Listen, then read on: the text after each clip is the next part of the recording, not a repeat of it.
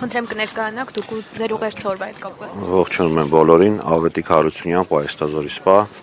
20 թվականի 44-օրյա պատերազմի մասնակից։ Օրվա տոնի կապակցությամբ ուզում եմ շնորհավորեմ բոլոր հայ ազգին, ամբողջ հայ ազգին բանակի օրվա կապակցությամբ, քանի որ Հայաստանը երկար տարիներ չունենալով պետականություն, ձեռք բերելով այն,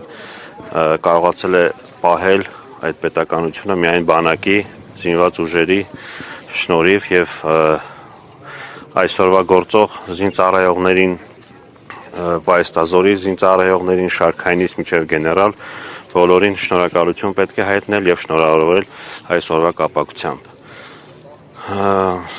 Ցավոք սրտի այսօր մենք մի քիչ այլ կերպ պետք է նշեինք, քանի որ իրավիճակը այնպիսին է, որ բանակի դերը եւ նշանակությունը մեր պետության մեջ պետք է օր-օրի բարձրացվեր, որպեսզի կարողանայինք մեր առջև ծառացած բոլոր խնդիրները հետագայում կարողանայինք լուծել, բայց ցավոք սրտի մանր, բայց տեսանելի քայլերով հակառակ process-ն է գնում, զինված ուժերի դերը գնալով պակասեցվում է, նրա նշանակությունը պակասեցվում է, դա ակնհայտ երևում է եւ դա շատ վատ հետևանքների կարող է բերել։ Արդեն մենք դրան 20 թվականին առերեսվել ենք այդ հետևանքների հետ, բայց դա իրականում կարող է ծաղիկներ թվալ, թե ինչ կարող է տեղի ունենալ հետագայում, էլի։ Խոսքը նաև զինվորական ծառայությունը 1.5 տարի դարձնելու մասին։ Դա միանշանակ դրա մասին էլ է խոսքը, քանի որ դա իհարկե ցանկալի է արվել, բայց դա պետք չէր արվել որպես PR քայլ, նախընտրական քայլ եւ դրանով իսկ մեծ հարված հասցնելով զինված ուժերին, հետեւաբար նաեւ Հայաստանի Հանրապետության պաշտպանողականությանը։ Փաստացի մեր զինված ուժերի թվականակը պակասեցվել է, այնիշ այսօրվա իրավիճակում դա պետք է միայն ավելացվեր։ Հնարավորության դեպքում պետք է կրկնապատկվել, բայց այս քայլով նրանք ուղղակի թուլացնում են զինված ուժերը։ Բոլորս էլ ցանկանում ենք, այո, որ իրականում ոչ մի ծնող չի ցանկանում, որ երեխան երկար ծառայի, բայց պետք է գիտակցի նաև, որ դրանից կախված է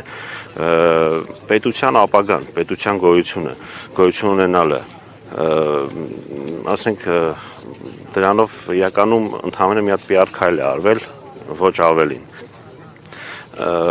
Բացի այդ, նույնիսկ այս տոնի, օրինակ այսօր ոնց հասկանում ենք, ոչ մի պետական միջոցառում չի պլանավորված, բայց ինչ պետք է դա նշվեր։ Ինձ թվում է սա մանր քայլեր են, որոնք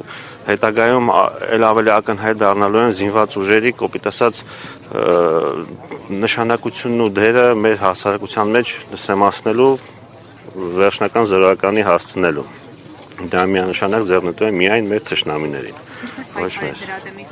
Առաջին հերթին միանշանակ պետք է առաջի քայլը պետք է լինի այս իշխանության հեռացումը։ Ինչպես եք դա տեսնում, ընտրություններով թե այլ կերպ։ Այո, այս պահին ընտրություններով դա միայն պետք է արվի, այլ տարբերակը միգուցե նաև շատ ավելի վտանգավոր կլինի։ Իմ կարծիքով ընտրություններով այդ հնարավորությունը միանշանակ կա,